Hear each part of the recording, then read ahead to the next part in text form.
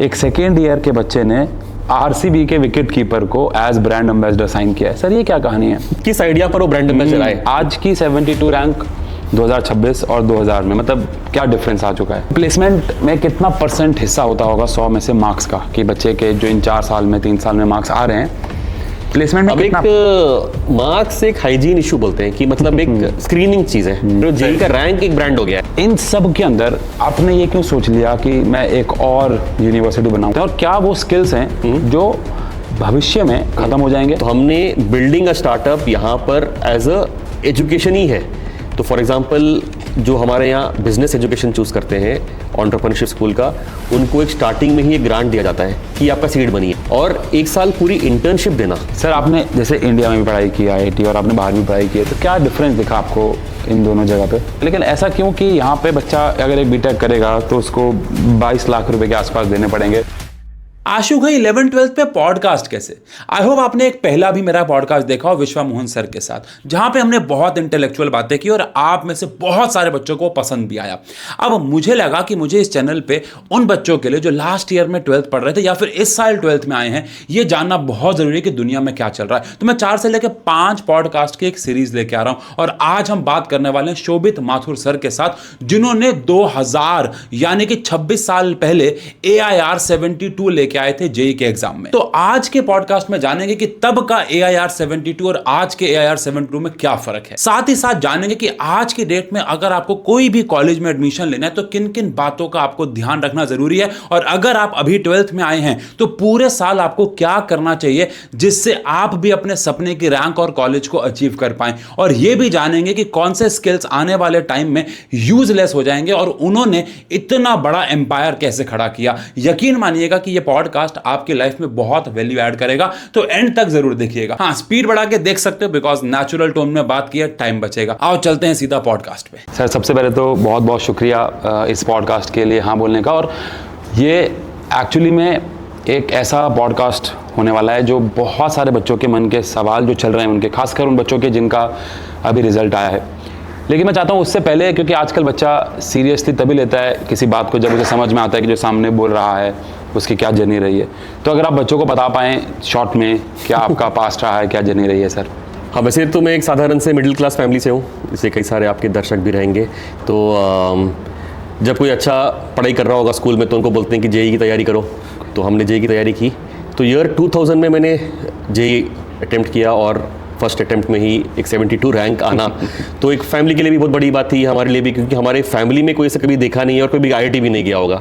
तो उस समय ये 2000 की बात है, IIT बॉम्बे हमने ऐसे ही जो मैगजीन में कुछ रैंकिंग्स आती है देखकर हमने अप्लाई किया। तो फिर IIT बॉम्बे कंप्यूटर साइंस का बैकग्राउंड रहा है।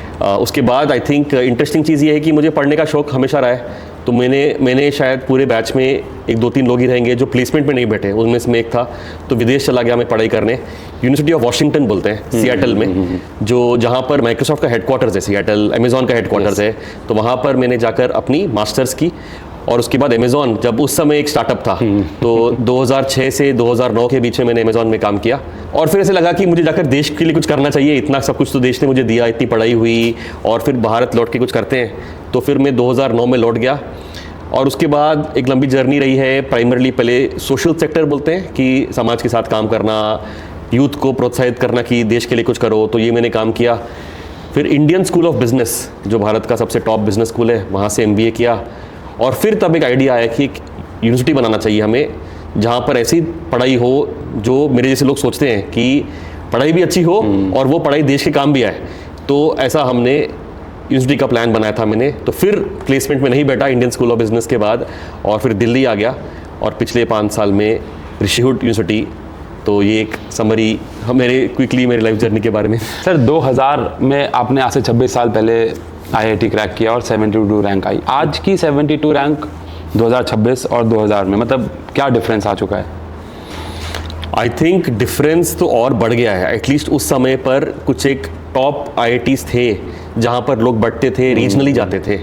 अभी आई थिंक 72 रैंक को शायद IIT बॉम्बे कंप्यूटर साइंस मिलेगा भी नहीं, शायद मैंने सुना है कि 55-56 में ही रैंक बंद हो रहा है, क्योंकि इतना ज़्यादा IIT का डिफरेंस बाकी IIT से हो गया है, और पर्टिकुलरली कंप्यूटर साइंस में कि पहले कुछ एक भर रहा है फिर कुछ और भर रहा है। उस समय जनरली कई जगह पर लोग जाते थे, जैसे मेरे पूरे बैचमेट जो मेरे साथ तैयारी की IIT मद्रास गए थे उस समय, IIT कानपुर बड़ा नाम हुआ करता था तो वहाँ पर गए थे। आई थिंक वो एक फ़र्क आया है ऑन द IIT की काउंसलिंग लेवल पर, वो बोलना पर एक और चीज़ ऐसे भी फ़र्क आया कि कई सारे दूसरे अच्छे कॉलेजेस भी बने हैं जहाँ पर लोग जाना चाह रहे हैं, लोग विदेश भी जा रहे हैं। Yes. जो उस समय बिल्कुल किसी का ड्रीम नहीं होता था, अभी लोग बाहर भी जा रहे हैं, भारत में अच्छे प्राइवेट कॉलेजेस में भी जा रहे हैं। तो दोनों लेवल पर चेंज आया है कि एक अच्छे कॉलेजेस के ऑप्शंस भी बड़े हैं, बट टॉप कॉलेजेस एक दो अभी भी रह गए हैं, तो वैसे हो रहा है। तो जो रैंक 72 है या IIT का जो एक नाम होता है, क्या वो आज आपको 26 साल बाद भी कुछ फ़ायदा दे रहा है, या अब आपको? बिल्कुल, IIT का ब्रांड तो हमेशा एक लाइफ लॉन्ग इंश्योरेंस जैसे है कि आप यूज़ कर सकते हो कहीं पर भी कि मैं IITian हूँ। उसका ब्रांड आई थिंक स्ट्रॉन्गर ही हो रहा है, क्योंकि जब मैंने एग्ज़ाम दिया तो 2.5 लाख लोगों ने JEE दिया, अभी 12 लाख लोग देते हैं, तो ऑब्वियसली वो जितना सेलेक्टिव हो जा रहा है। तो IIT का ब्रांड IIT की पढ़ाई से उतना नहीं बना है जितना JEE से बना है, क्योंकि JEE का सिलेक्शन ही इतना डिफिकल्ट हो गया है कि IIT में क्या पढ़ाई होती कोई नहीं पूछता, राइट? JEE क्लियर किया है, JEE का रैंक, जैसे अभी आप भी बात कर रहे हो, JEE का रैंक एक ब्रांड हो गया है, तो वो हुआ है, वो डेफिनेटली IIT का उसमें तो है। दैट बीइंग सेड, मुझे लगता है कि एक बड़ा अंतर, अभी जब हम थे 6 IIT थे, अभी 23 IIT है, पर वो बाकी जो 15 IIT है, 15-16 जो नए IIT है, उनका ब्रांड अभी भी नहीं बन पाया है। तो अभी भी वो पुराने 5-6 IIT का ही ब्रांड है। अगर कोई बोल देगा कि मैं कोई नया IIT से हूँ, तो अभी भी उनको दिखा जाता है कि इनका हुआ नहीं इसलिए वहाँ पर गए हैं, तो वो अपना ब्रांड नहीं बना पाए हैं, तो पुराने IITs का ब्रांड बनाया अभी भी। सर जैसे आजकल ना बच्चा बहुत ऐसे स्मार्ट हो गया है कि, क्योंकि मैं बच्चों से बहुत क्लोजली कनेक्टेड रहता हूँ, तो जब बच्चे का 12th का रिज़ल्ट आता है और वो कोई कॉलेज या यूनिवर्सिटी ढूंढ रहा होता है, तो वह सोचता है कि यार मैंने 4 साल में इतना पैसा दूंगा मैं, फिर वो ROI के एक्सपेक्ट से सोच रहा है कि क्या मुझे इतना वापस मिलेगा, क्या मैं इतना पैसा अपने माँ बाप का जो उन्होंने या तो लोन पे लिया है या फिर उनके सेविंग्स से यूज़ करके लिया है, क्या वो वापस मिल पाएगा। और ऑब्वियस बात है वो अल्टीमेटली प्लेसमेंट के बारे में ही सोच रहा होता है उसमें। तो आजकल क्या बदल गया है प्लेसमेंट्स में? मतलब मैं अगर ऋषिवुड से हट के एक सवाल आपसे पूछना चाहूँ कि जब कोई प्लेसमेंट लेने आता है तो बच्चे को और जो प्लेसमेंट देने आ रहा है उनमें क्या बदलाव आ चुका है आज से 5 साल पहले और अब में, जो बच्चों को ध्यान रखना चाहिए? एकेडमिक्स तो होंगे आई गेस। बिल्कुल, एकेडमिक्स इंपॉर्टेंट पार्ट है ही। आई थिंक प्लेसमेंट सोचना भी चाहिए। मैंने भी अपनी पढ़ाई लोन लेकर ही करी है, राइट? तो हमारी जिम्मेदारी भी बनती है कि उसका EMI भरे। सो वैसे आई थिंक जो चीज़ बड़ी बदली है, पहले ना सिंपल सा कुछ एक टेस्ट करके उनका CGPA देखकर मतलब जॉब ऑफर्स आते थे। अभी स्पेशली AI के बाद बेसिक चीज़ें सभी लोग कर पा रहे हैं कि थोड़ा बहुत अच्छे प्रॉम्प्ट देकर, जो पहले शायद कोई वेबसाइट बना रहा है बड़ी बात थी, अभी तो वो मतलब वो एक रात में बना देगा, राइट? कोई तो एक्सपेक्टेशन ऑफ इंडस्ट्री कि आपको एक बड़ा लेवल पर एक डिफिकल्ट, जो आपने एक लंबे समय पर काम करके आउटकम लाया है, ये एक्सपेक्टेशन हो गया है। Yes. और कंपनी से भी एक्सपेक्टेशन यही है, वरना कंपनी खुद बंद हो जाएगी। कि तो ये चीज़ जो स्टैमिना वाली बात होती है ना, कि सर मैंने पहले ये बनाया था, फिर मैंने उसको फिर और समझ गया, मैं मार्केट में गया, ये देखा, फिर मैंने और कुछ डिफिकल्ट चीज़ बनाई, तो इसमें क्या होता है कि आपने एक बड़ा लंबे समय पर काम करके एक आउटकम दिया, ये एक हो गया। मैंने हाथ से कुछ किया है, मैंने सिर्फ कोडिंग करके नहीं किया है, तो मैंने जाके सर्वे किया, मैंने कुछ हार्डवेयर प्रोडक्ट बनाया, डीप टेक जो बोलते हैं, या फिर मैंने एक बड़ी टीम बनाई, या फिर मैंने खूब सारा मतलब फंड रेज करने के लिए मैं इतनी जगह ट्राई, तो मैंने स्टैमिना दिखाया, मैंने फेलियर के खिलाफ काम किया, मैंने एक बड़ी टीम बनाई। ये चीज़ें ज़्यादा इंपॉर्टेंट हो चुकी है दैन कि मैंने कुछ कोडिंग करके एक आउटकम किया है।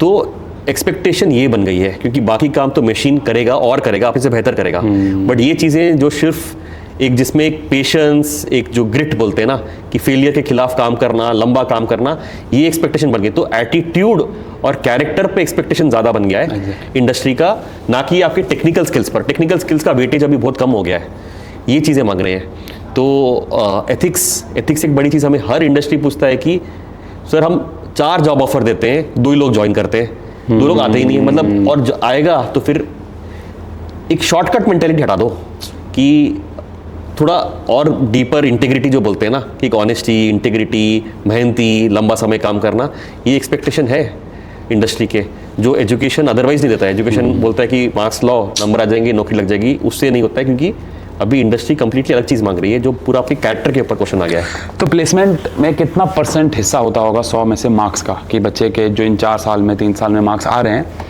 प्लेसमेंट में अब कितना? एक मार्क्स एक हाइजीन इशू बोलते हैं कि मतलब एक स्क्रीनिंग चीज़ है कि ठीक है जी, आपका CGPA 7 के ऊपर है तो आप इंटरव्यू के लिए आ जाना, मतलब उसके ऊपर जो आएगा नहीं आएगा, क्योंकि क्या क्या दर्शाता है कि एटलीस्ट आप थोड़ा एकेडमिकली मेहनत कर रहे हो, Exactly. इतना ही है। क्योंकि आपके अच्छे नंबर आ गए इसलिए आप हायर कर लेंगे, पहले होता था, अभी नहीं होता ये चीज़। उसके बाद हम आपका इंटरव्यू लेंगे, एक 5-6 राउंड लेंगे, फिर समझेंगे। तो उसका criteria as a filtering criteria हो गया है कि चलिए जिसके नीचे है तो मतलब शायद उसने एकेडमिकली मेहनत भी नहीं की होगी, तो उनको नहीं लेते, उसके ऊपर के लोग को हम स्क्रीन करके इंटरव्यू करते हैं। सर आपने जैसे इंडिया में भी पढ़ाई की IIT और आपने बाहर भी पढ़ाई की है, तो क्या डिफरेंस दिखा आपको इन दोनों जगह पे? और मतलब बिल्कुल आप फ्रैंकली बता सकते हैं कि कहाँ का एजुकेशन सिस्टम बेहतर था? डेफिनेटली बाहर का फैकल्टी क्वालिटी बहुत ही अलग होती है, क्योंकि उनका जो ट्रेनिंग है उनके सब्जेक्ट का बहुत ही डीप होता है। तो हमारे यहाँ प्राइमरली कुछ पढ़ा दिया, सब्जेक्ट खत्म हो गया, छोड़ देते हैं। आपने कुछ अलग सवाल पूछ लिया उनसे तो उनको कुछ अवेयरनेस नहीं रहेगा, वो बोलेंगे ये तो सब्जेक्ट के बाहर है, क्यों पूछ रहा है। वहाँ पर उनका इतना डेप्थ होता है कि वो उसमें, और आपको इनफैक्ट बोलेंगे बेटा ये 4 चीज़ें और पढ़ लो आप, क्योंकि ये आपके लिए सही रहेगा। तो ये एक फ़र्क होता है। दूसरा, वहाँ पर education is not job centric. जो वहाँ पर एजुकेशन जेन्युइनली लोग खुद से फंड करते हैं, फैमिली नहीं देता। यहाँ पर पेरेंट्स पैसा देते हैं, चेक देते हैं। वहाँ पर वो खुद, आपने सुना ही होगा, कैंपस जॉब्स करते हैं, तो वो मेहनत कर रहे हैं। तो एटलीस्ट अच्छे कॉलेजेस में तो उनका एक ज़ील है पढ़ाई करने का। तो ठीक है जी, पेरेंट्स ने धक्का मार के भेज दिया, पढ़ाई करनी है, ऐसा नहीं सोचते वो लोग कि ये, फिर वो उतनी मेहनत से पढ़ते हैं तो उसी लेवल पर उनकी जो स्पिरिट होती है कि इस एजुकेशन से हम कुछ बनाएं, वो ज़्यादा होती है। तो ये चीज़ें आई थिंक हमें भारत में लानी चाहिए। एक तो डेप्थ, कि सब्जेक्ट सिर्फ मार्क्स के लिए नहीं है, सब्जेक्ट एक्चुअली में मज़ा आना चाहिए कि मैं पढ़ते रहूँ, वो एक चीज़। और दूसरी चीज़, इससे मैं कुछ बनाऊँ, सिर्फ इससे मैं कुछ नौकरी के लिए काम, पढ़ाई कर रहा हूँ या कुछ मार्क्स के लिए काम कर रहा हूँ, नहीं, इससे मैं कुछ बनाऊँ, इससे कि मैं कुछ समाज के लिए इसमें उपयोगी करूँ। ये चीज़ें हमें, वो माइंडसेट बदलना पड़ेगा एजुकेशन का। सर यही रीज़न है क्या कि मुझे पता लगा हाल ही में कि 100 में से 99% इंडियंस AI को यूज़ कर रहे हैं और करेंगे भी आगे। सिर्फ 1% ये होंगे, उससे भी कम, जो AI बिल्ड करना। जैसे मैं बहुत सारे हैकेथॉन में एज अ जज जा चुका हूँ या बच्चों से मिल चुका हूँ, तो मैंने हमेशा देखा है कि वो AI का यूज़ करके कुछ बिल्ड कर रहे हैं। बट मेरे को भी ऐसा कोई याद नहीं आ रहा जिसने इसके ऊपर काम किया हो कि वो AI खुद से बिल्ड कर रहा हो। एक डिफ़िकल्ट प्रॉब्लम भी है। और जैसे मैंने बात की कि कोई भी चीज़ जो बहुत मेहनत लगेगी और समय लगेगा, इसमें हम थोड़ा कतराते हैं, हम करते नहीं हैं। अभी AI, अभी ChatGPT बन गया, बट वो किसको सर्विस कर रहा है? कुछ एक टॉप जो पढ़े लिखे लोग हैं उनको सर्विस कर रहा है। अगर मैंने बोल दिया कि कोई AI यहाँ किसी किसान के लिए बनानी है, ये प्रॉब्लम कोई सॉल्व नहीं कर रहा, तो उसका इंटरफेस ही अलग होगा। उसका नॉट जस्ट UI, जिस भाषा में लोग बात करेंगे, शायद ऑडियो इंटरफेस होगा, लिखित नहीं होगा, उसको समझाने का तरीका अलग होगा, वो प्रॉब्लम स्टेटमेंट ही अलग है। वो फिर उनको एग्रीकल्चर के सवाल पूछेगा, ना कि कुछ वेबसाइट बनाई है कोडिंग की चीज़। बट ह्यूज मार्केट है, प्राइस पॉइंट कम रहेगा, बट वो प्रॉब्लम सॉल्व करने का तो बहुत बड़ी मार्केट है देश में। तो वो एक अलग AI है जो इंडियन प्रॉब्लम्स पे, इंडियन अलग टारगेट सेगमेंट पे काम कर रहा है, भारतीय भाषाओं पे काम कर रहा है। यूज़ केस एग्रीकल्चर है, नॉट वेबसाइट। पर लोग करना भी चाहेंगे कि अभी मैं कुछ टाइम आ गया कि मैं इसे पानी डालूं नहीं डालूं, ये कीड़ा अलग दिखता है, इस कीड़े का क्या करूं, ये ग्रेन आ गया, इसका मुझे क्या दाम मिलेगा। एक बहुत अलग, ऐसे ही हेल्थ केयर में हो सकता है, बहुत बड़ा प्रॉब्लम है, हेल्थ की समस्या है। तो हम वैसे प्रॉब्लम स्टेटमेंट सोचते नहीं है जिसमें कंप्लीटली अलग तरीके से, अलग कस्टमर को समझते हुए अलग टेक्नोलॉजी बनानी है।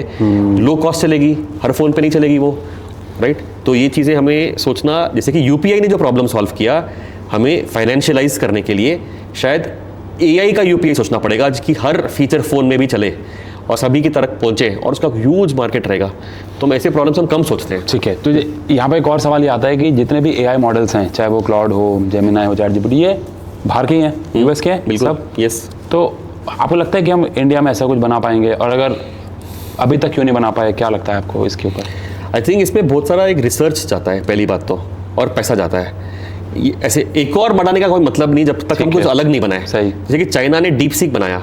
डीप सीक कैसे बनाया? उन्होंने कम कंप्यूट यूज करते हुए, उनके पास उतना कंप्यूटेशनल पावर जैसे कि जो एनवीडिया के चिप्स लगते हैं, बड़े बड़े जीपीयू क्लस्टर्स बनते हैं, उतना है नहीं। तो सिमिलर आउटकम देना बट कम कंप्यूट पे करना, उन्होंने बहुत रिसर्च करते हुए एक अलग तरीके से सोच के बनाया और उसको ओपन सोर्स कर दिया। जो बाकी सब क्लोज सोर्स है, मतलब कोई और उस मॉडल को लेकर अपनी तरीके से चला सकते हैं। तो अलग सोचना पड़ेगा, सेम चीज़ को कॉपी करके बनाने का कोई फायदा नहीं है। तो चाइना ने, क्योंकि उनके रिसोर्सेज कम है ऑन कंप्यूटेशन, उन्होंने अलग सोचा। वैसे हमें भी सोचना पड़ेगा, कम मेमोरी यूज़ करना, कम कंप्यूट यूज़ करना, छोटे से डिवाइस पे चलना, स्पेसिफिक यूज़ केस बनाना, इसके लिए रिसर्च और थोड़ा बहुत लंबा समय लगता है। वैसी चीज़ें हमने अभी तक की नहीं है, वो हमें करने की ज़रूरत है। जैसे मुझे इससे केस याद आ रहा है, पता नहीं ये सही था कि नहीं, प्यूडीपाई करके एक यूट्यूबर हैं, मतलब वर्ल्ड के सबसे बड़े यूट्यूबर थे वो, अब तो मिस्टर बीस्ट हैं। उन्होंने आई गेस एक ऐसा एआई बनाया जो आपके लैपटॉप में डाउनलोड हो जाएगा और उसके लिए कोई इंटरनेट नहीं चाहिए होगा, कुछ नहीं चाहिए होगा, बट शायद वो एक क्लोज एनवायरनमेंट, और उसमें आप जो भी क्वेश्चन पूछेंगे, बिल्कुल आपकी वो इन्फॉर्मेशन कहीं लीक भी नहीं कर पाएगा, बिकॉज उसके लिए कोई इंटरनेट नहीं चाहिए। ऐसा भी कुछ है? बिल्कुल ऐसा है, और होने की ज़रूरत भी है।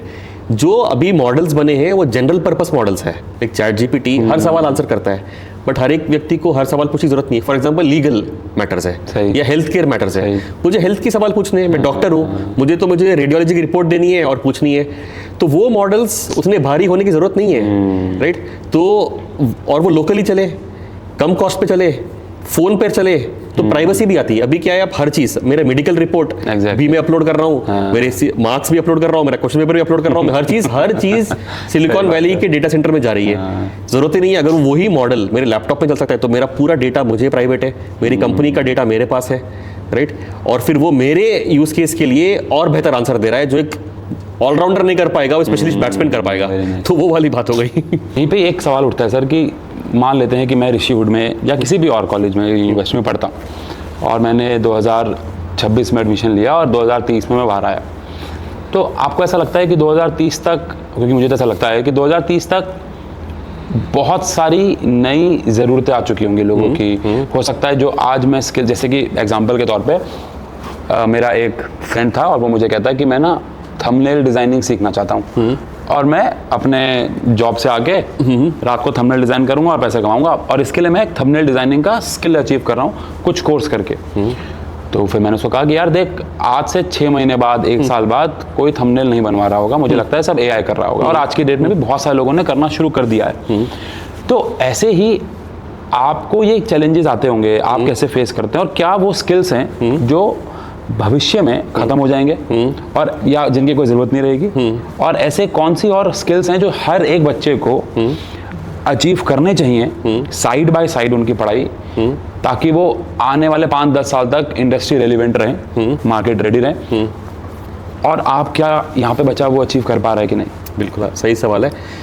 अब उदाहरण के तौर पर आप देखिए कि अगर 2022 में कोई एडमिशन लेता और 2026 में ग्रेजुएट हो रहा है, 2022 में तो चैट जीपीटी आया भी नहीं था, सही। और अभी सब हर बच्चे को पता है। 4 साल में पूरी दुनिया बदल गई, तो आप सोचिए अगले 4 साल में क्या होगा जो हमें पता ही नहीं है। और अगर कोई बोल भी रहा है कि हमें पता है तो गलत बोल रहा है, क्योंकि इतनी दुनिया इतनी फास्ट पेस पे बदल रही है।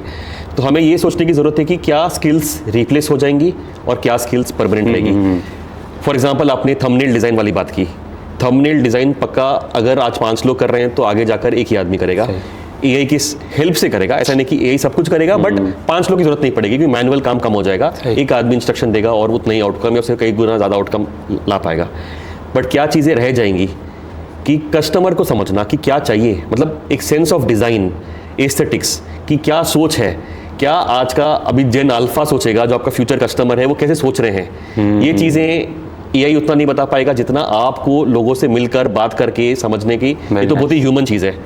इसके लिए मैं कैसे एक टीम बनाऊं, उसके कैसे स्किल सेट्स रखूं, राइट? अभी बड़े बड़े कंपनीज का टाइम खत्म हो गया है। एक 5 मेंबर की टीम बनेगी जो ये सब चीज़ें समझेगी, उनको कैसे मैनेज करे, उनको कैसे मोटिवेट करके रखे, ये एआई नहीं बताएगा। टीम साथ में कैसे काम करेगी, कैसे ग्रो करेगी, फ्यूचर का विजन क्या होगा, ये चीज़ें आर लॉन्गर टर्म जो स्किल्स है जो रिप्लेस नहीं होंगी। ये बहुत ही ह्यूमन और बहुत ही विजनरी और लीडरशिप वाले स्किल्स है, तो ये स्किल्स देने की ज़रूरत है। तो कंपनी कैसे चलेगी, हाँ, उसमें टीम कैसे बनाऊंगा, पैसे कैसे रेस करूंगा, क्या फ्यूचर प्रॉब्लम्स आएंगी उसकी तैयारी कैसे करूं, कस्टमर कैसे सोचेगा, ये चीज़ें हमें करनी है। उसके बाद जो हमारा ग्रंट वर्क है जो बोलते हैं, जो बहुत सारा काम शायद आज मैन्युअली हम कर रहे हैं, वो शायद ऑटोमेट होगा, अलग अलग स्तर पर ऑटोमेट होगा, वैसी चीज़ें हैं। तो ये बहुत ज़रूरी चीज़ें हैं जो हमें, तो हमारे यहाँ मोर एंड मोर करिकुलम उसकी तरफ जा रहा है जो थोड़े टाइमलेस है और लंबे स्तर पर काम करेंगे, जो भी ह्यूमन से रिलेटेड है, जो भी प्रॉब्लम सॉल्विंग, लीडरशिप, कुछ एंटरप्राइज बिल्डिंग, ऐसी चीज़ें और ज़रूरी पड़ेगी। तो यस सर, लेकिन जैसे अभी आपने कहा कि बच्चे को टीम बिल्डिंग आनी चाहिए, बिजनेस स्किल्स आने चाहिए, तो क्या यही रीज़न है कि आपको भी अपनी जर्नी के बीच में MBA करना पड़ा? आपको क्यों लगा कि MBA करना चाहिए? और अभी अगर मैं इसमें कुछ 2-4 पॉइंट ऐड करूं, तो मैं अभी कुछ बच्चों के साथ था और वहाँ पे बहुत अच्छे हैं बेचारे, कोडिंग कर रहे हैं, खुद के कुछ ऐप्स डेवलप कर लिए, जो कि अब तो खैर बहुत ईजी हो गया, बट उनको बेसिक चीज़ें नहीं आती कि चेक कैसे भरना है, एक कंपनी बनती कैसी है, उसमें कौन कौन से लेवल पे रहता है। तो क्या ये सब आज की डेट में ज़रूरी है? और अगर है तो फिर बच्चा साइड बाय साइड कैसे करेगा? BTech भी कर रहा है, उसके बाद उसकी भी पढ़ाई कर रहा है, तो वो कैसे मैनेज करे आजकल का बच्चा? तो इसकी ज़रूरत है। आई थिंक अगर जैसे मैंने अभी यंगर जनरेशन को देखा है, तो लोग को लगता है कि सब कुछ बहुत इजी हो चुका है, मतलब जो उन्होंने तो उनके पेरेंट्स का स्ट्रगल देखा नहीं है और बहुत सारी चीज़ें इजीली एक्सेसिबल आ गई है, और अनफॉर्चुनेटली हमारा पेरेंटिंग भी बहुत सिक्योर रहा है, तो सब कुछ आपके टेबल पे मिल जाता है, आपके माता पिता लाकर दे देते हैं। तो एक्चुअली बाहर जब आप घर के बाहर निकलोगे और आप खुद से कुछ बनाने की कोशिश करोगे, तो बहुत ही चैलेंजेस आते हैं। इंस्टाग्राम पर या यूट्यूब पर ओनली सक्सेस स्टोरीज, पर हर सक्सेस स्टोरी के लिए एक 99 फेलियर्स भी है। तो वो उन लोग से तो आप मिल नहीं रहे हो, तो वो रियल चैलेंजेस से आपको एजुकेशन ही एक्सपोज करा सकता है। और वो कैसे एक्सपोज कराएगा कि आपको हाथ से कुछ काम देकर, तो फॉर एग्जांपल अगर यहाँ पर टेक्नोलॉजी की बात हो रही है, एजुकेशन की बात हो रही है, तो सिर्फ आप कुछ बनाओगे नहीं, आप इसको बेचने की कोशिश भी करोगे। आपका प्रोडक्ट अभी सक्सेसफुल है कि आपको कोर्स में अच्छे ग्रेड लगे, उससे नहीं ना, कि आप फाइनली जाओगे और किसी को कन्विंस करोगे। तो ये चीज़ें एजुकेशन में ढालनी बहुत ज़रूरी है, क्योंकि हमें कभी फेलियर या चैलेंजेस या लंबे टाइम के बाद रिजल्ट आना, ये किसी ने ट्रेनिंग नहीं दी। हमें लगता है हम क्विकली कुछ एक चीज़ शॉर्टकट में कर लेंगे और हो जाएगा। आई थिंक एजुकेशन ही वो तोड़ सकता है, वो आपको वो डिफ़िकल्ट एक्सपीरियंस देकर कि ये मैराथन है जी, कि स्प्रिंट नहीं है, आपको खुद से कुछ बनाना है, ये नहीं। तो जैसे आपने सवाल पूछा कि जो मैंने MBA किया ISB से वो यूज़फुल था क्या? हाँ, बिल्कुल यूज़फुल था, क्योंकि तब तक ना मैं टेक्नोलॉजी एजुकेशन में ना था, मैंने कुछ काम किया अमेज़ॉन में, फिर मैं आकर एक NGO चलाया, बट ऐसी चीज़ बनाना और इसके पीछे क्या काम लगता है, तो वो एक बिजनेस एजुकेशन में मिलता है कि यार कोई बड़ी कंपनी बन गई, अभी चलिए आपने टाटाज ही बना दिए, जो एक 100 साल से चल रही है, हर विषय में उनका कोई कंपनी है, ये कैसे बनती है किसी ने मुझे तो कभी सिखाया नहीं। तो वो केस स्टडी एजुकेशन करते हुए, सीखते हुए, हाथ टीम में काम करते हुए, अलग अलग लोग से मिलकर ही मिलता है। तो ऐसे एजुकेशन की रिलेवेंस और बढ़ते जाएगी जो इंटरडिसिप्लिनरी है। सिर्फ मैंने एक वेबसाइट बनाना सीख लिया या फिर मैंने एक थंबनेल बनाना सीख लिया, तो उससे आपको बहुत ही लो लेवल काम या फिर जो इजीली रिप्लेसेबल काम, बट जब इंटरडिसिप्लिनरी होता है कि मैंने टेक्नोलॉजी भी पढ़ा, मैनेजमेंट भी पढ़ा, मैंने डिज़ाइन भी पढ़ा, तो फिर मेरा पूरा एजुकेशन का एक लेवल ही अलग हो जाता है। सर, लेकिन ये सारा प्रोसेस समझ में आ गया, लेकिन ऐसा क्यों कि यहाँ पे बच्चा अगर एक BTech करेगा तो उसको 22 लाख रुपए के आसपास देने पड़ेंगे, जबकि मैं BTech 8 लाख 9 लाख में भी कर सकता हूँ? तो ये प्राइस डिफरेंस क्यों, क्या कैसे जस्टिफाई होगा ये? तो एजुकेशन हम लाइफ में एक ही बार करते हैं और उससे जो हमें मिलता है वो ज़िंदगी भर उसकी वैल्यू होती है। तो हमें एज एन इन्वेस्टमेंट भी देखना चाहिए कि इसमें कितना सा ये मिल रहा है। तो जैसे मैंने शुरू किया कि एक तो एक इंटरडिसिप्लिनरी एजुकेशन, आप एक चीज़ नहीं पढ़ रहे हो, मल्टीपल चीज़ें पढ़ रहे हो, उसका नेचुरली कॉस्ट तो आएगा ही। दूसरा, रेजिडेंशियल कैंपस होना, जहाँ पर आपके जैसे सोचने वाले या आपसे कई ज़्यादा अलग सोचने वाले अलग अलग लोग को एक जगह 4 साल के लिए रुकाना, उसका भी कॉस्ट आएगा। फैकल्टी, सिर्फ एकेडमिक फैकल्टी, क्योंकि जी मेरे कोई क्वालिफिकेशन हो गए तो मैंने ये कर लिया तो मैं पढ़ाने लायक हूँ, ऐसा ज़रूरी नहीं है। इंडस्ट्री के लोग भी लाना ज़रूरी है, क्योंकि वही तो बताएंगे कि क्या सब चल रहा है बाहर, तो वैसे लोग लाने का भी एक कॉस्ट है। और 1 साल पूरी इंटर्नशिप देना, तो क्या होता है जब हमारे 4th year is a fully internship year, तो उसका मतलब क्या है कि 3 साल में ऐसा एजुकेशन देना जिससे कि आप जॉब करने लायक हो जाओ, ठीक है। तो उसकी एक गति, उसका एक क्वालिटी एक अलग ही लेवल पर होता है, क्योंकि जब वो 4th ईयर इंटर्नशिप है तो हम जिम्मेदारी ले रहे हैं कि आपकी तैयारी होगी। ये कोई ऑप्शनल चीज़ नहीं है, ये हमारे करिकुलम का पार्ट है। तो क्वालिटी, उसका जो पेस पे जो प्रोवाइड होता है, जो बेस्ट ऑफ द फैकल्टी लाना, वैसे कैंपस में माहौल बनाना, इंटरडिसिप्लिनरी एजुकेशन देना, इन सब का नेचुरली कॉस्ट आएगा। तो वो कॉस्ट इसमें है, बट हम जेन्युइनली एक नॉन प्रॉफिट इंस्टीट्यूशन है, हम इसमें से कोई चीज़ ले नहीं रहे। अगर हमारा बोर्ड देखोगे आप, तो देश के और दुनिया के टॉप इंडस्ट्रियलिस्ट लोग जिनको इससे कुछ कमाना नहीं है, बट ये अच्छा एजुकेशन देश में देना है, उस इंटेंशन से आए हैं। तो ये तो कॉस्ट इससे बहुत ज़्यादा है, जो काइंड ऑफ सब्सिडाइज हो रहा है इस लेवल पे ऑफर करने के लिए। तो अच्छा एजुकेशन का क्वालिटी का तो कॉस्ट आएगा ही, कम कॉस्ट पर भी करेंगे तो क्वालिटी नहीं आएगी, और आप लाइफ लॉन्ग एक रिग्रेट रह जाएगा कि शायद में हम जिंदगी भर का सोचना चाहिए कि हम 4 साल का नहीं सोचे। तो फिर अपना नज़रिया बिल्कुल बदल जाता है कि आप जो चीज़ शायद खरीद रहे हो या इन्वेस्ट कर रहे हो, उसका डिविडेंड आपको अगले 50-60 साल आएगा। तो उस मोटिवेशन से आप सोचोगे तो कंप्लीटली अलग तरीके से सोचोगे आप। सर, बच्चा जैसे आजकल बहुत ज़्यादा स्टार्टअप्स की तरफ बढ़ रहा है, मैं देखा है कि बहुत सारे बच्चे तो प्लेसमेंट्स में बैठते भी नहीं हैं क्योंकि उनके दिमाग में कुछ क्रेजी आइडियाज़ हैं। तो वो कैसे हेल्प कर रहा है लाइक ऋषिहुड? और आपको क्या लगता है कि क्यों हमारे इंडिया में मोस्टली स्टार्टअप्स फेल हो जाते हैं? मतलब मैं भी देख रहा था एक मैगजीन में, शायद 70-80% से ज़्यादा स्टार्टअप्स, उससे भी ज़्यादा ही होंगे शायद, फेल हो जाते हैं इंडिया में। उसका क्या रीज़न है, और ऋषिहुड कैसे हेल्प करेगा उन बच्चों की जो यहाँ पढ़ रहे हैं कि वो स्टार्टअप्स फेल ना हो? ओके, सो एक तो क्या है कि स्टार्टअप्स हमें हमारे पढ़ाई के दौरान ही करनी है। तो क्या होगा, हमें 4 साल मिलते हैं टू स्टार्ट, फेल, रीस्टार्ट, जो शायद जब हम बाहर जाते हैं और हमारे पास एक फाइनेंशियल प्रेशर, फैमिली, सोसाइटी का प्रेशर होता है, तो शायद हम एक ही चांस मिलता है हमें सक्सीड करने का। तो हमने बिल्डिंग अ स्टार्टअप यहाँ पर एज अ एजुकेशन ही है। तो फॉर एग्जांपल जो हमारे यहाँ बिजनेस एजुकेशन चूज़ करते हैं एंटरप्रेन्योरशिप स्कूल का, उनको एक स्टार्टिंग में ही एक ग्रांट दिया जाता है कि आपका सीड मनी है, इसे खेल लो। ठीक है। एक मार्केट्स, फाइनेंशियल मार्केट्स का अकाउंट दिया जाता है, तो क्या इन्वेस्ट करेगा, मार्केट स्टडी करेगा, ऊपर नीचे कैसे हो रहा है, अरे ये तो अच्छी कंपनी थी, प्राइस क्यों गिर रहा है, उन्होंने गलत डिसीजन लिया, तो उससे सीख कर कि मैं ऐसा ना करूँ। तो एक इनिशियल लेवल पर फंडिंग ही देना, एक इनिशियल लेवल पर एक फाइनेंशियल मतलब ट्रेडिंग का एक अकाउंट देना, ताकि वो सीखे कि दूसरे कंपनीज ग्लोबल तरीके से क्या चेंजेस हो रहे हैं, उसके कारण हमारी कंपनी से क्या इफेक्ट हो रहा है, वो सीखना। फैकल्टी ऐसे लाना जो खुद ऐसा कुछ बनाए हैं, या फिर एक्सपीरियंस देना। पढ़ाई के दौरान ही मान लीजिए आप सेल्स सीख रहे हैं, तो सेल्स आप सीख कर एक प्रेजेंटेशन देना क्लास में अलग बात होगी कि आप सेल्स आप जो बना रहे हो जाकर आप मार्केट में बेच के आओ, सीखो। तो वो फेलियर के और रियल वर्ल्ड सीखना पढ़ाई का एक इंटीग्रल पार्ट बन गया है। तो वो एक पढ़ाई अलग होती है। तो आपके चांसेस ऑफ सक्सेस जब आप यहाँ निकल रहे हो, क्योंकि आपने 50 गलती यहाँ पर कर चुके हैं निकलने के पहले, तो आपका एक काइंड ऑफ सक्सेस बहुत ज़्यादा आगे के चांसेस बढ़ जाते हैं। उसके अलावा एक स्टार्टअप फंड हमने खुद से बनाया है। जैसे मैंने बताया कि कई सारे हमारे फाउंडर्स जो आकर ऋषिहुड बनाए हैं, उन्होंने खुद, क्योंकि हमारे बच्चे सक्सीड करो, कि उन्होंने एक $5 मिलियन का एक ग्रांट बनाया है कि ऋषिहुड के बच्चे जो कुछ बनाना चाहते हैं उसमें हम इन्वेस्ट करेंगे। तो वैसा एक ग्रांट हमने बनाया ताकि अर्ली स्टेज पर किसी को अगर कोई क्रैक कर देगा तो हो जाएगा।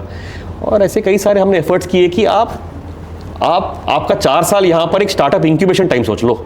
यहाँ पर सिर्फ पढ़ाई करके एग्जाम देने वाला टाइम नहीं है। तो वो एक एजुकेशन, कल्चर, सपोर्ट देना, जिससे कि चांसेस ऑफ सक्सेस बहुत ज़्यादा बढ़ जाते हैं।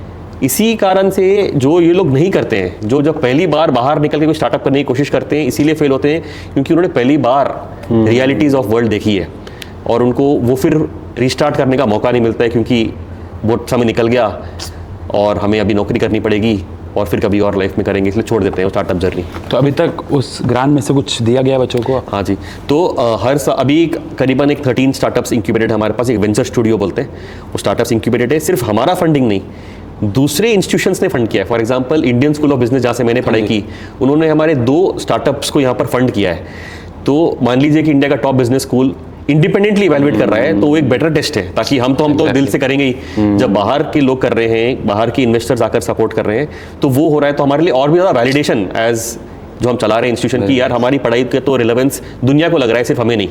तो वैसे इन्वेस्टमेंट्स आ रहे हैं और उससे बहुत ज़्यादा हेल्प होता है, क्योंकि हम फिर क्या करते हैं, ऐसे बच्चों को हम एक लीव ऑफ एब्सेंस देते हैं कि आप पूरा सेमेस्टर बाहर जाओ, आपको यहाँ पढ़ने की जरूरत नहीं है, सिर्फ आकर एग्जाम देना। आपको एक ऑप्शन दिया जाता है पढ़ाई के दौरान, 1 साल सेमेस्टर के 1 साल इंटर्नशिप के अलावा सेमेस्टर के दौरान भी आपको स्टार्टअप बनाने का, अगर फिर भी आपका स्टार्टअप एक स्टेज पे पहुंच गया है, तो फिर आप बाहर जाओ, अपना स्टार्टअप बनाओ, एग्जाम देने के लिए वापस आ जाना, फिर बाहर चले जाओ। Very nice. तो ऐसा हमने पूरे स्ट्रक्चर में डाल दिया कि नॉट जस्ट हमारा पैसा, बट उनको समय भी देना, उनको एक्सपर्टीज से भी जोड़ना, बाहर के इन्वेस्टर से भी जोड़ना, ताकि उनका सक्सेस का ऑप्शंस और बढ़ जाए।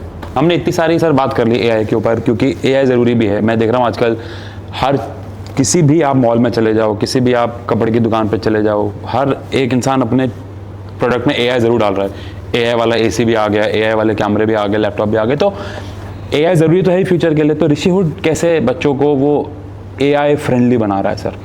एक हमने ना देश में एक बड़ा प्रॉब्लम ये है कि जीपीयूज नहीं है, कंप्यूटेशनल पावर नहीं है। Okay. तो आईआईटीज़ में भी नहीं है। तो हमने यहाँ पर एक लोकल एक जीपीयू क्लस्टर बनाया है और उसके ऊपर बच्चों को ट्रेन किया है कि हाई एंड जॉब्स का मतलब ये है कि हम खुद का एक क्लस्टर बनाएं और उसके ऊपर काम करें।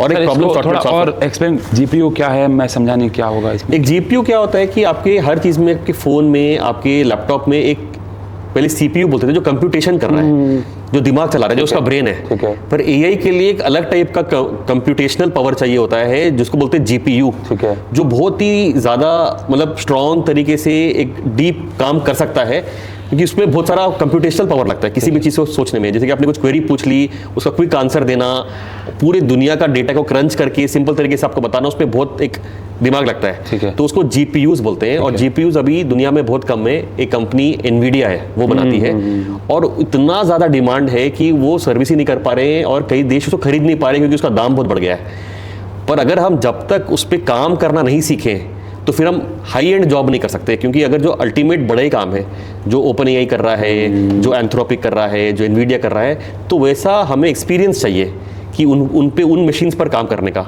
तो वैसे मशीन्स हमने यहाँ पर ऋषिहुड में खुद बनाई है, तो जिसमें कि बच्चों को एक एक्सपीरियंस मिले उस पर काम करने का। तो उसको एक जीपीयू क्लस्टर बोलते हैं। तो जो बड़े कंपनीज कर रहे हैं सिलिकॉन वैली में काम, उसका एक वर्जन यूनिवर्सिटी के अंदर लाना, ताकि फिर हम वैसे जॉब्स हम कर सके। तो वो एक कर रहे हैं। तो उसमें से और उसके ऊपर एक कुछ ऐसे एप्लीकेशंस बनाए जो इंडियन कॉन्टेक्स्ट में यूज़फुल हो, जिसमें हमें बहुत बड़ा मार्केट भी है। फॉर एग्जांपल अभी हरियाणा सरकार ने हमें एक 30 लाख का ग्रांट दिया है हमारे फैकल्टी को कि यूजिंग एआई एंड रोबोटिक्स हम हरियाणा के किसान के लिए कैसे एप्लीकेशंस बना सकते हैं। तो ये क्या टाइप ऑफ एप्लीकेशंस होंगी कि अभी हमारे क्रॉप्स के साथ वीड्स, जो जंगली प्लांट्स भी आ रहे हैं, उनको कैसे आइडेंटिफाई करें यूजिंग कंप्यूटर विजन, और बोले कि इनको हटाओ, ये करो, राइट, ताकि हम थोड़ा बहुत ऑटोमेट कर सके। वरना हमने रोबोट छोड़ दिया, वो अच्छे पौधे भी निकाल देगा, बुरे भी निकाल देगा। बट बुरों को आइडेंटिफाई करे और सिर्फ उनको निकाले और अच्छों को छोड़ दे। किस में कितना पानी डालना चाहिए, अकॉर्डिंग टू क्रॉप कैसे दिखता है, राइट। तो ये जो मेहनत जो लगती है किसान की, वो थ्रू रोबोटिक्स कैसे कम हो सकता है। तो वैसी ट्रेनिंग इन हाउस हमारे मशीन्स पर करना, फिर ऐसा एप्लीकेशन सोचना जो हमारे भारतीय किसान के लिए काम आएगा, और उसको हरियाणा सरकार खुद एक ग्रांट समझकर हमें हमारी फैकल्टी को दिया है कि आप ये काम ऐसे करो। तो ये ऐसा अलग मार्केट सोचना, स्टार्टअप बनाना, रोबोटिक्स जोड़ना और ऐसा इन हाउस बनाना, सिर्फ एक पीपीटी नहीं है, रियल प्रोटोटाइप है बनाना जो रियल वर्ल्ड में काम कर सके। ऐसा हमें सपोर्ट मिल रहा है सरकार से। तो ऐसी चीज़ें बहुत कुछ हो सकती है। डॉक्टर्स के लिए काम आ सकती है, जो फील्ड पे नर्सेज जाते हैं, ऐसे बच्चों के लिए कुछ अच्छे गेम्स बन सकते हैं। तो एंडलेस एप्लीकेशंस हम सोचते हैं और हमारे क्लासरूम में लाते हैं ताकि बच्चे करते करते सीखें, ताकि थियरी सीखें। अभी आपने कहा कि इतनी सारी यूनिवर्सिटीज़ और आ चुकी हैं, इतने सारे कॉलेज आ चुके हैं, तो फिर इन सब के अंदर आपने ये क्यों सोच लिया कि मैं एक और यूनिवर्सिटी बनाऊंगा ऋषिहुड?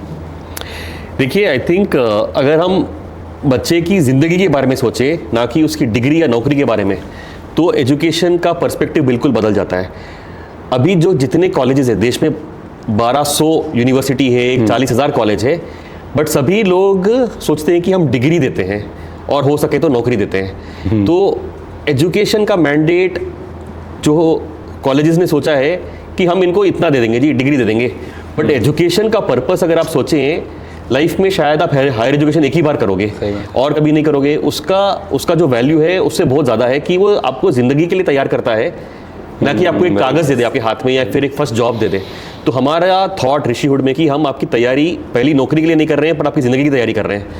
तो वो जब सोचते हैं तो आपको लगता है कि जो अभी तक कोई कर नहीं रहा है, इसकी ज़रूरत है। तो पूरी ज़िंदगी की तैयारी का मतलब क्या है कि अच्छी एजुकेशन तो ज़रूरी है ही, उसके अलावा आपके जो स्किल्स जो आपको ज़िंदगी भर काम आते हैं, कि आप समाज के बारे में क्या सोचते हो, आप कोई डिफ़िकल्ट प्रॉब्लम देते हो तो उसके बारे में आप सॉल्व करने का कैसे सोचते हो, आप टीम्स में कैसे काम करते हो, आप क्राइसिस कैसे मैनेज करते हो, राइट, आप कोई फ्यूचर की फोरकास्टिंग कैसे करते हो, ये चीज़ें बहुत ज़रूरी है। और इसी से आगे जाके आपकी ज़िंदगी में फ़र्क आएगा। स्टार्ट शायद आप वहीं पर करोगे, बट जो ये सब स्किल्स रखता है वो आपसे बहुत आगे पहुंचेगा और फिर वो आपको बताएगा कि क्या काम करना है। तो फिर आप चाहते हो कि आप सिर्फ एक कर्मचारी बनकर रह जाएं या फिर आप लीडर बनना चाहते हो। आई थिंक एजुकेशन का फ़र्क वहाँ से आता है। तो अगर आप ज़िंदगी में सिर्फ पहला जॉब ना सोचे, बट आप 35 में कहाँ रहोगे, 45 में कहाँ रहोगे, अगर आप ये सोचोगे, तब ये जो एजुकेशन में जो फ़र्क आएगा वो डिटरमिन करता है। तो फिर सर ऋषिहुड ये कर कैसे रहा है? मतलब आप कुछ 3-4 बातें अगर हमें बता पाएँ कि ऐसा क्या डिफरेंट कर रहा है ऋषिहुड कि वो ये सब अचीव कर पाएगा जो आपने बताया बच्चों के अंदर। तो जैसे कि हमारा पहली बात तो फुली रेजिडेंशियल कैंपस है। रेजिडेंशियल कैंपस का मतलब क्या होता है कि सभी लोग एक साथ रह रहे हैं, 4 साल साथ में रह रहे हैं, और जो क्लास के बाहर का माहौल भी है वो एक प्रॉब्लम सॉल्विंग ओरिएंटेशन से बना है कि हम सब सोचें कि देश और दुनिया के क्या बड़े चैलेंजेस हैं, हम कैसे उसके लिए आइदर स्टार्टअप बनाएं, कैसे वो प्रॉब्लम सॉल्व करें, कैसे नए लोगों से मिले। तो ये एक education is throughout your journey at Rishihood, और वैसा कल्चर हमने बनाया है कि हम सिर्फ प्रॉब्लम सॉल्विंग पर फोकस करें। तो उसके लिए क्या करना है, एक तो वैसा कैंपस कल्चर बने, दूसरी बात क्या है कि वैसी चीज़ें हम करिकुलम में लेकर आए। तो हम ट्रेडिशनली जो हम कोर्सेज पढ़ते हैं, जो हमें कई बार लगता है कि हम ये क्यों पढ़ रहे हैं, उनको हमने हटाया। हमने चीज़ें एक फर्स्ट ईयर में ही ग्लोबल ग्रैंड चैलेंज बोलते हैं कि दुनिया के क्या बड़े चैलेंजेस हैं। फॉर एग्जांपल कई लोग बोलेंगे कि मेंटल हेल्थ एक बड़ा प्रॉब्लम है दुनिया में और बढ़ भी रहा है, क्लाइमेट चेंज एक बड़ा प्रॉब्लम है जो बढ़ रहा है, टेक्नोलॉजी के कारण जो अटेंशन लोगों का नहीं बढ़ रहा है, उसका गलत यूसेज हो रहा है, लाइक साइबर सिक्योरिटी। ऐसे चैलेंजेस दुनिया में क्या आ रहे हैं ये हम डिस्कस करते हैं। उसको कैसे सॉल्व करना है, एक सिस्टम्स थिंकिंग बोलते हैं कि हम प्रॉब्लम को पूरे तरीके से समझें। डिज़ाइन थिंकिंग बोलते हैं कि हम कुछ प्रोडक्ट बना रहे हैं तो एंड कस्टमर तक कैसे पहुंचेगा वो, क्या उनकी नीड्स हम समझ कर कुछ बना सकते हैं। तो ऐसे कुछ चीज़ें हम हमारे कोर्स मटेरियल में डाला है और हमारे कैंपस कल्चर में डाला है कि हम हमेशा देश और दुनिया के प्रॉब्लम्स को सॉल्व करने का एक माइंडसेट बनाएं। उसके लिए अगर आप एंटरप्राइज बनाइए, उसके लिए शायद आप रिसर्च करिए, उसके लिए आप कैसे टेक्निकली अपने स्किल करते हैं ये सोचिए। तो ये एक बहुत अलग टाइप ऑफ एजुकेशन है, ना कि हाँ जी हमने एक 20 कोर्स कंप्लीट कर दिए तो हमें डिग्री मिल गई। तो वो एक कंप्लीटली अलग अप्रोच रहा है, और हमारा अप्रोच प्रॉब्लम को सोचकर एजुकेशन देना, ना कि कुछ पढ़ा दें और फिर वो कुछ नौकरी ढूंढे और हमें लगता है कि हमने 4 साल ही नौकरी पढ़ाई क्यों की, जबकि इसका कुछ रिलेवेंस ही नहीं है नौकरी से, राइट। तो वैसे नहीं होना चाहिए। मुझे याद है कि जब हम लोग कॉलेज के 2nd-3rd ईयर में होते थे तो हम मैक्स टू मैक्स ये सोचते थे कि चलो ठीक है बच्चों को ट्यूशन पढ़ा लेंगे, घर का थोड़ा फ़ायदा हो जाएगा। लेकिन मुझे पता लगा अभी कि यहाँ के एक 2nd ईयर के बच्चे ने RCB के विकेट कीपर को एज ब्रांड एम्बेसडर साइन किया है। सर ये क्या कहानी है? I think brand ambassador sign तो एक आउटकम है, बट वो उन्होंने आइडिया क्या था, क्योंकि किस आइडिया पर वो ब्रांड एम्बेसडर आए। तो कंपनी का नाम है किक्सर, KIXAR। तो ये क्या करता है कि अभी हेल्थ का अवेयरनेस सब में बहुत बढ़ गया है, स्पोर्ट्स का कल्चर देश में बढ़ रहा है। पिछले जनरेशन से अभी सब लोग स्पोर्ट्स खेलना चाहते हैं, बट मैं सोच रहा हूँ कि मुझे बैडमिंटन खेलना है, मैं सीख भी रहा हूँ, बट मेरे आसपास कौन से अच्छे अवेलेबल बैडमिंटन कोर्ट्स हैं उनको मैं कंपेयर कर सकता हूँ क्या। जैसे कि आप खाना ऑर्डर करते हो जोमेटो पर, आप कंपेयर करते हो कि इसकी रेटिंग क्या थी, इसमें कितना स्पाइस लेवल है, इसका दाम क्या है। ऐसी चीज़ें स्पोर्ट्स फैसिलिटीज़ के लिए नहीं है देश में। तो हम जाते हैं, फिर हमारा बुरा एक्सपीरियंस होता है, फिर हम छोड़ देते हैं। तो एक स्पोर्ट्स फैसिलिटीज़ की मैपिंग करना, उसमें यूज़र रेटिंग्स, उससे कंपेरिजन करना, ताकि मैं क्विकली मेरे इंटरेस्ट के हिसाब से मैं एक अच्छी स्पोर्ट्स फैसिलिटी बुक कर सकूं, यूज़ कर सकूं, ऐसा उन्होंने एक बनाया है। और इसमें खुद ऋषिहुड ने एक 10 लाख रुपए का इन्वेस्टमेंट किया है। जितेश शर्मा जो RCB के विकेट कीपर और वाइस कैप्टन है, वो उसके ब्रांड एम्बेसडर है। तो इससे ना स्पोर्ट्स कल्चर को एक बहुत बड़ा सपोर्ट मिलता है। तो आप देखिए स्टार्टअप आइडिया ऐसा आना भी एक बड़ी बात है, और उसको वाइल 2nd ईयर में होते ही इन्वेस्टमेंट मिलना, तो क्या होता है एक समय मिलता है उनको सक्सीड करने का। तो पढ़ते पढ़ते वो खुद से स्टार्टअप कर रहा है और ऋषिहुड यूनिवर्सिटी खुद उसमें इन्वेस्ट कर रहा है और सपोर्ट कर रहे हैं उनको। तो ये एक उदाहरण है हमारे यहाँ जो स्टार्टअप्स इंक्यूबेट होते हैं। तो वो यही मैं एक्चुअली यहाँ पे एक और सवाल ये बनता है कि क्या ये करिकुलम का भी एक एडवांटेज है कि बच्चा वो सोच पा रहा है? बिल्कुल, मतलब बच्चे का टैलेंट तो खुद होगा ही, नो डाउट, बट क्या करिकुलम का भी एक करिकुलम का एडवांटेज है। आप देखिए सबको वो टेक्निकल स्किल्स आज मिल ही रहे हैं और AI के द्वारा बढ़ भी रहा है। क्या प्रॉब्लम सॉल्व करना है ये कोई नहीं बोल रहा। प्रॉब्लम सॉल्व सोचने की दिक्कत है अभी। प्रॉब्लम आप अच्छा सोच ले, आपको पता है कि क्या गैप है मार्केट में, तब आप ये करोगे। अभी क्या है, जो भी कहीं हो रहा होगा बैंगलोर में कॉपी कर लो, बट शायद आपके खुद के स्ट्रेंथ से, आपका एक्सपोजर है, आप एक यूनिक प्रॉब्लम सोचने वाला प्रॉब्लम। तो करिकुलम में हमारा जैसे एजुकेशन मैंने बताया कि जितने हम दुनिया के प्रॉब्लम्स जो अनसॉल्व रह गए, जिनमें ह्यूज मार्केट्स है, जिनमें आज ही सॉल्यूशन की जरूरत है, ऐसी चीज़ों को एक्सपोज करना बहुत जरूरी है करिकुलम के द्वारा। सॉल्यूशन तो बना लेगा, प्रॉब्लम नहीं सोच पा रहा है कोई, तो वरना इसलिए पूरे कॉपी पेस्ट, कोई ऐप बनाए तो कॉपी कर देते हैं हम, तो ऑब्वियसली बिकेगा नहीं, चलेगा नहीं। नया कोई सोचना ये बहुत ज़रूरी है। तो हमारा एजुकेशन और हमारे करिकुलम में उनको एक्सपोजर दे, फील्ड पर ले जाए, मार्केट में ले जाए, नए लोगों से मिलवाए जो ये चीज़ें काम कर रहे हैं, तो ये बहुत ज़रूरी है। सर आने वाले 5 साल में क्या मायने रखेगा, कॉलेज का ब्रांड या फिर बच्चे के स्किल्स?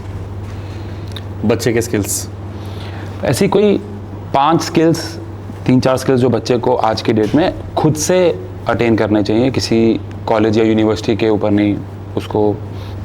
एआई एक कॉमन चीज़ हो गई है हर डिसिप्लिन में, विदाउट एआई लाइक इंटरनेट वो चाहिए ही। दूसरा है कम्युनिकेशन, कि आप आपकी स्टोरी कैसे बता पाते हो, लोगों तक कैसे ले जाते हो, क्योंकि वो फंड रेजिंग में भी काम आएगा, कस्टमर ढूंढने में भी काम आएगा, तो स्टोरी टेलिंग बहुत ज़रूरी है। तीसरा स्किल आई वुड से कि एक लंबे समय काम करने का एक mindset, more than a skill, failure से रिकवर करना और फिर खड़े होना, ये बहुत ज़रूरी है। Very nice. तो ये 3 चीज़ें तो टाइमलेस रहेंगी। ऐसी कौन सी 3 चीज़ें हैं जो इररिलेवेंट हो जाएंगी आने वाले 5-10 साल में? कोई भी चीज़ जो रिपीटेटिव है, जैसे कि हो गया कि सिंपल कोडिंग, या कुछ चीज़ पढ़ के उसको लिखना, समराइज करना, जो सिंपल काम जो बार बार रिपीट हो सकता है, पॉसिबली अकाउंटिंग, कोई नंबर्स देखना, उसको एक्सेल में एंटर करके एनालिसिस करना, तो अकाउंटिंग, राइटिंग, कोडिंग इरिलेवेंट हो सकती है। ऐसी कोई 3 चीज़ें जो बच्चे को देखनी चाहिए किसी भी कॉलेज में एडमिशन लेते वक्त? कैंपस कल्चर, जितना आप क्लास में सीखते हो उससे कहीं ज़्यादा लोगों से सीखते हो, तो लोग कैसे हैं, फैकल्टी का डेप्थ, क्योंकि किसी चीज़ में आपको डीप जाना है तो कोई है वहाँ पर जो आपको ले जा सकता है, और आई थिंक एलुमनाई बेस, कि और कैसे लोग यहाँ से निकले हैं जिनका मैं सपोर्ट ले सकता हूँ। अगर कोई बच्चा भी 12th में है तो और उसका सपना है आईआईटी में जाना, तो कुछ 3 टिप्स आप उनको देना चाहें, क्योंकि आप खुद AIR 72 थे। एक तो मेहनत से कोई रिप्लेसमेंट है नहीं, कोई चीज़ स्पेशली आईआईटी जैसा एग्ज़ाम पास करने के लिए आपको एक कुर्सी पे 12 घंटे बैठने का मेहनत की बहुत ज़रूरी है। कोई एग्ज़ाम शॉर्टकट नहीं, हर सब्जेक्ट में सब्जेक्ट के लव से काम करना, डीप जाना, कॉन्सेप्ट्स की बहुत क्लैरिटी करना बहुत ज़रूरी है, ना कि सिर्फ क्वेश्चन पेपर सॉल्व करके सीखना। आई थिंक ऐसे ग्रुप में रहना जो आपके जैसे मोटिवेटेड हो, ये बहुत ज़रूरी है। कई बार क्योंकि इस लंबे जर्नी में हम डिमोटिवेट होते हैं, तो ग्रुप में रहना, सब्जेक्ट से प्यार करना और मेहनत करना। Very nice sir. सर अगर आप के सामने एक बच्चा है और वो पूछता है कि मैं IIT जाऊं या ऋषिहुड, तो आप क्या सजेस्ट करेंगे? अगर पहले जो पुराने 5 IIT है उसमें लगता है तो पक्का IIT जाना चाहिए। वो 5 IIT कौन कौन से? अब मुंबई, दिल्ली, कानपुर, खड़गपुर और चेन्नई, इनके अलावा अगर आपको फिर सोचना है तो आई वुड डेफिनेटली से कि आपको ब्रांच सोचनी चाहिए, और ऋषिहुड इज डेफिनेटली ऑफरिंग कुछ उसमें से ब्रांचेस। ठीक है, मतलब अगर IIT में नहीं होता है तो बच्चा ऋषिहुड में आ जाए, बट बाकी यूनिवर्सिटीज़ में क्यों ना जाए? बाकी कॉलेज भी तो हैं बहुत सारे। हमने टेक्नोलॉजी एजुकेशन को बहुत अलग तरीके से देखा है। यहाँ पर एक इंडस्ट्री और एकेडमिक्स का बेस्ट कॉम्बिनेशन हमने ऋषिहुड में बनाया है। मैं उदाहरण देता हूँ कि हमारे डीन इस प्रोफेसर गौतम देसीराजू, वो IISc जो इंडिया का टॉप साइंस यूनिवर्सिटी है, वहाँ के रिटायर्ड प्रोफेसर है। उन्होंने नोबेल के इक्विवेलेंट एक इवॉल्व प्राइज होता है केमिस्ट्री में, वो मिला है उनको। तो वैसा एक्सपोजर वाला पर्सन जो डेप्थ में गया है वो हमारे डीन है, और हमारे डायरेक्टर है अभिषेक शिवहरे, जो पूरा इंडस्ट्री का एक्सपीरियंस लाते हैं, जो एक national institute of Singapore, IIM Calcutta के ग्रेजुएट, और मोस्ट रिसेंटली ऑयलर जो EV कंपनी है उसमें काम किए हैं। तो आप देखिए कि कैसा मिश्रण है, हमारे एक सीनियर एकेडमिक और एक बेस्ट इंडस्ट्री एक्सपर्ट, और ये पूरे फैकल्टी में है। तो ये लाना बहुत मुश्किल काम होता है। दूसरा फिर पढ़ाई और इंटर्नशिप का कॉम्बिनेशन, कि डेप्थ ऑफ सब्जेक्ट में जाना, और 4th ईयर कंप्लीटली इंटर्नशिप है, तो अगेन थियोरेटिकल विद प्रैक्टिकल वाला एक्सपोजर। इसके अलावा एक ब्रेथ का जो एक्सपोजर मिलता है कि आप entrepreneurship as a minor choose कर सकते हो तो आप बिजनेस बनाना सीखोगे, आप design as a minor choose कर सकते हो तो आप कोई UI UX इंटरफेस बनाना सीखोगे, या फिर आप psychology as a minor choose करोगे तो आप कंज्यूमर्स को समझना सीखोगे। तो ये combination of industry, academia theory versus practical और ब्रेथ वर्सेस डेप्थ लाना एक जगह पर हमने काइंड ऑफ बिल्ड किया यहाँ पर। सर बस जाते जाते अगर कोई बच्चा जो अभी 12th में उसने रिज़ल्ट आया और उसका IIT में एडमिशन नहीं हो पाया, आप जाते जाते क्या लास्ट सलाह देना चाहेंगे बच्चे को?